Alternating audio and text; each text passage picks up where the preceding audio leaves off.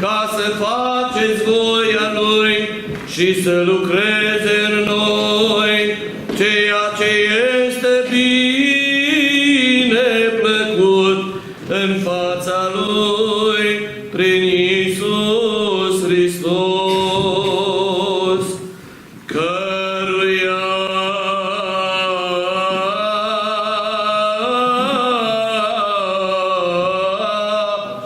fie slava în vecii vecilor. Amin. Pace ție, binevestitorule, Și Duhului tău, aleluia, aleluia, aleluia.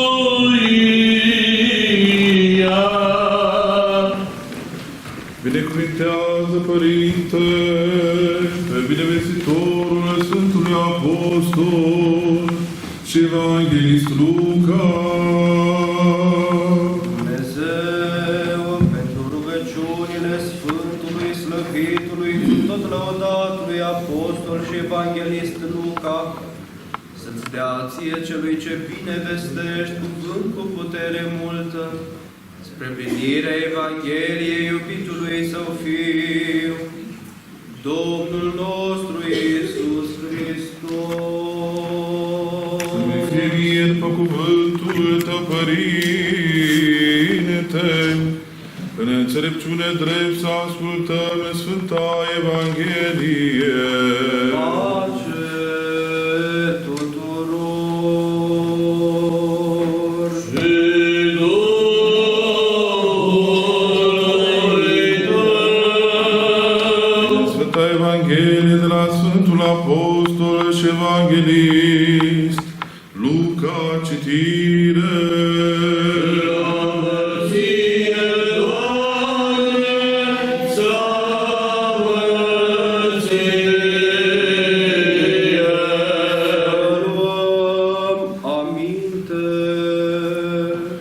În vremea aceea au stat în loc șes Iisus și mulțime multă de ucenici ai Săi și mulțime mare de popor din toată Iudeea, din Ierusalim și de pe țărmul Tirului și ale Sidonului, care veniseră să-L asculte și să se vindece de bolile lor.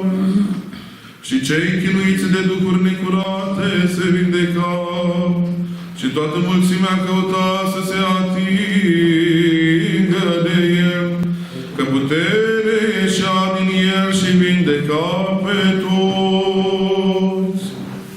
Iar El, ridicându-și ochii spre ucenicii Săi, zicea: fericiți sunteți voi cei săraci, ca voastră este împărăția lui Dumnezeu. Fericiți sunteți voi care flămânziți acum, căci vă veți sătura. Fericiți sunteți cei ce plângeți acum, că veți râde. Fericiți veți fi când oamenii vă vor urâ pe voi și vă vor izgoni dintre ei și vă vor batjocori și vor lepăda numele vostru ca rău din pricina Fiului Omului. Bucurați-vă în ziua aceea și vă veseliți, că iată, plata voastră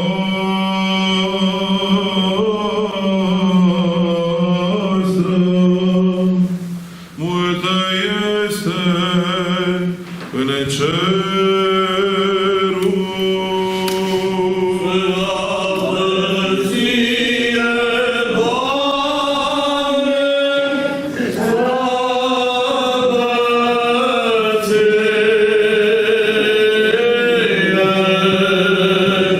Slavă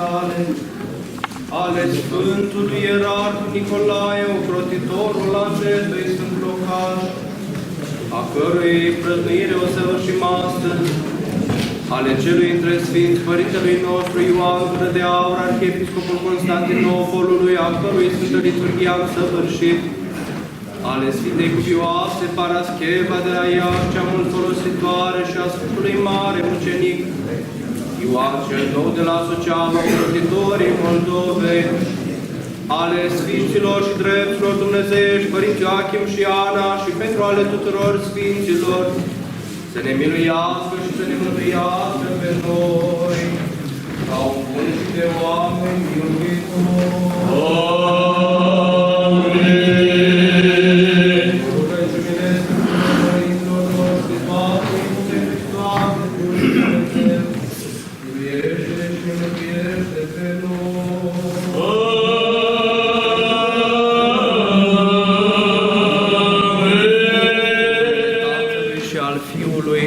Și al Sfântului Duh. Amin. Preacucernici părinți, iubiți frați și surori întru Hristos Domnul, cu drag m-am întors aici în comunitatea dumneavoastră, pentru că știu că sunteți o comunitate vie și mereu prezentă la biserică, iar astăzi, pentru că sunteți într-un număr mai mare, țin să vă felicit pentru acest lucru. Și poate unii dintre dumneavoastră rețineți că de curând am fost în mijlocul dumneavoastră, cu drag m-am întors astăzi, la invitația Părintelui Paroh, care a dorit să fie o slujbă în sobor, să fie o slujbă frumoasă. Să știți că Părintele, fără dumneavoastră, părinții, fără dumneavoastră, nu pot face nimic. Dacă vreți dumneavoastră, ei sunt motorul și dumneavoastră sunteți roțile. Împreună, formând ca o mașinărie, formând comunitatea aceasta pe care ei o păstoresc, și dumneavoastră vă puteți mântui sufletele prin ceea ce propovăduiesc ei.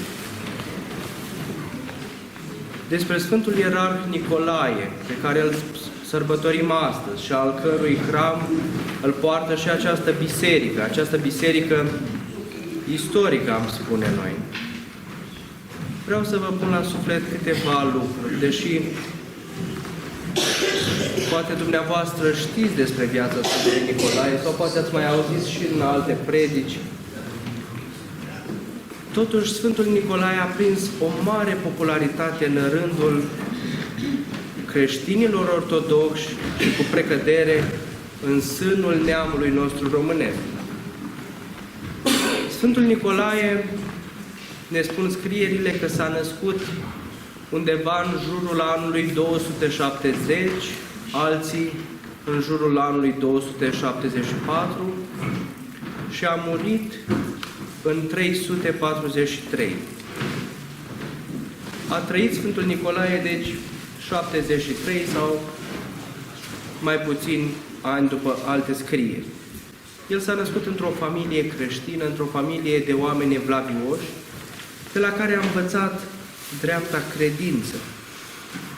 Și ne spune viața Sfântului Nicolae că atunci când a fost botezat, înainte de a fi băgat în apă, copil fiind, prunc fiind, mic, a stat în picioare în cristelniță 3 minute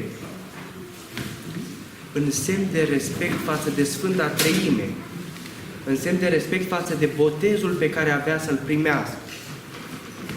Tot viața Sfântului Nicolae ne relatează că a fost un postitor încă de la sânul mamei sale. Miercurea și vinerea nu mânca piept de la mama sa decât după apusul serii. Iar în celelalte zile lua hrana necesară doar de la sânul drept al mamei sale. Sfântul Nicolae din pruncie s-a arătat un postitor adevărat. Și din fragedă copilărie, să știți dumneavoastră că Sfântul Nicolae era un copil aparte. Un copil înclinat spre cele duhovnicești. Un copil înclinat spre dreapta credință.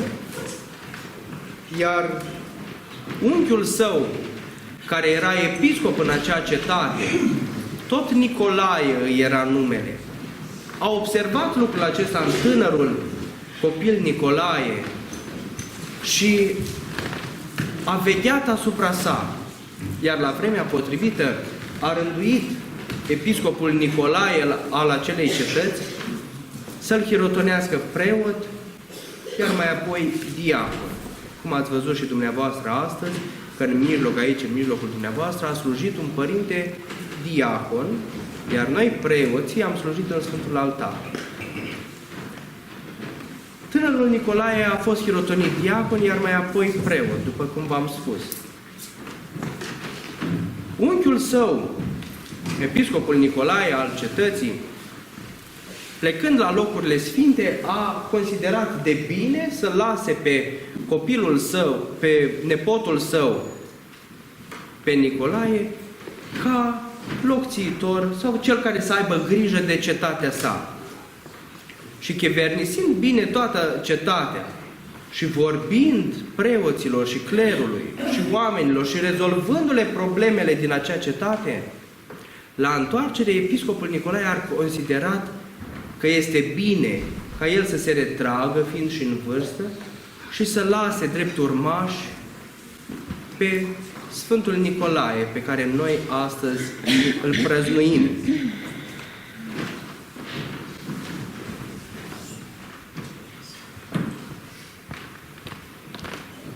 S-a întâmplat lucrul acesta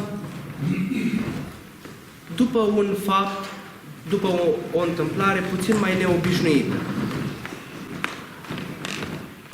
Alegerea sa ca episcop în acea cetate nu a fost la întâmplare, să-i zicem. Unchiul său, spunându-le celor din cetate că voi lăsa pe cineva în locul meu, nu le-a spus numele Sfântului Nicolae. Iar ei, adunați în biserică, așteptau un semn. Și s-au rugat Maicii Domnului și Mântuitorului Hristos să le arate pe cel care va fi episcopul lor. Și au spus așa: cel care va intra primul, după ce vom termina rugăciunea în biserică, îl vom considera episcopul nostru. Și cine credeți că a intrat în biserică după această rugăciune? Tocmai Sfântul Nicolae, căruia unchiul său îi spusese de menirea pe care o avea în viața sa și care în acest moment a fost confirmat sau, dacă vreți, acceptat de întreaga comunitate ca fiind episcopul locului. Ca arhiereu, Sfântul Nicolae s-a remarcat prin câteva calități. Și dacă ați fost atenți cu toții la troparul care s-a cântat la strană, troparul Sfântului Ierarh Nicolae, subliniază câteva calități pe care Sfântul le-a avut în viața sa, și anume, îndreptător credinței, pentru că vă voi spune imediat aportul pe care Sfântul Nicolae l-a avut asupra ortodoxiei și pe care l-a avut la Sinodul I Ecumenic, când s-au adunat 318 episcopi. Apoi, ca arhiereu, a fost chip al blândeților, pentru că toți cei aflați în nevoi și toți cei care voiau să primească un sfat sau să fie mângâiați, veneau la Sfântul Nicolae și el, din harul dumnezeiesc, știa fiecăruia ce să spună. Iar a treia calitate pe care a avut-o și de care v-am vorbit este învățător înfrânării. Pentru că v-am spus, din fragedă copilărie, din fragedă pruncie, el postea și se jertfea lui Hristos. Sfântul Nicolae a fost unul dintre episcopii participanți la Sinodul I Ecumenic din anul 325 de la Niceea. Și poate ați auzit și dumneavoastră sau știți din predicile pe care vi le-au ținut părinții de la parohia dumneavoastră că simbolul de credință, crezul, pe care noi îl rostim astăzi și pe care dumneavoastră l-ați rostit în biserică, a fost format la primele două sinoade ecumenice. Și anume la primul sinod la care a participat și Sfântul Nicolae s-au concretizat, s-au pus în scris primele 7 articole ale crezului, iar la sinodul al doilea următoarele 5. Un lucru important consemnează Sinodul I Ecumenic despre Sfântul Ierarh Nicolae, și anume că venind Arie, cel care propovăduia o învățătură greșită, o învățătură dogmatică greșită, și pentru care s-a întrunit sinodul acesta cu 318 episcopi, Arie își propovăduia și își susținea credința lui foarte acer. Însă Sfântul Nicolae a fost cel care a avut curajul să-l pălmuiască pe Arie și să-i spună, să-i dovedească prin argumente teologice că ceea ce învață el este greșit. Pentru această mustrare a Sfântului Nicolae, el a fost pentru scurt timp și caterisit, ne spune viața sa și ne spun scrierile bisericii, însă apoi a fost repus în treaptă pentru că s-a dovedit cu adevărat că ceea ce învăța Arie era greșit. Sfântul Nicolae a prins și în poporul nostru o evlavie foarte mare. Noi avem o evlavie foarte mare la Sfântul Nicolae. Și vedeți cum Dumnezeu a rânduit să se construiască biserici cu hramul acesta, și biserica dumneavoastră este o biserică veche. Deci observați din aceasta că dinainte moșii și strămoșii noștri aveau evlavie la Sfântul Nicolae. Multe familii creștine și-au numit pruncii după numele Sfântului Nicolae. Și dumneavoastră aveți în casele dumneavoastră pe cineva sau o cunoștință pe care îl cheamă Nicolae, Nicoleta sau derivatele acestui nume. De ei, astăzi trebuie să vă amintiți, și nu doar astăzi, ci astăzi cu atât mai mult, și să le urați într-un mulți ani și Sfântul Nicolae să-i păzească.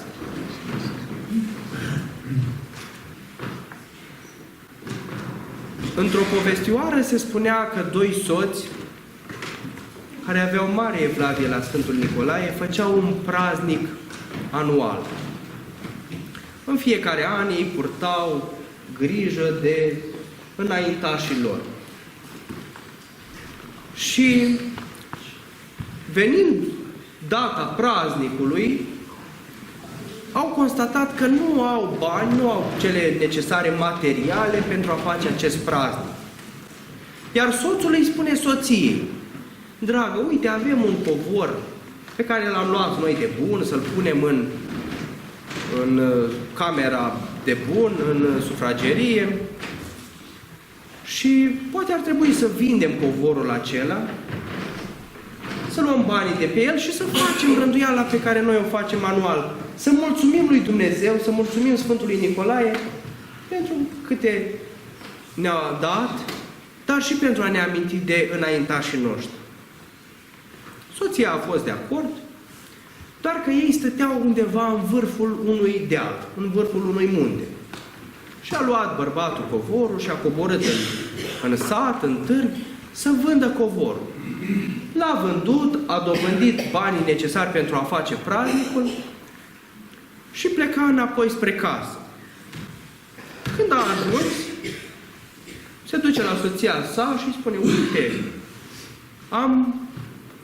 am adus banii, am vândut covorul, cum am vorbit, putem să facem și noi praznic.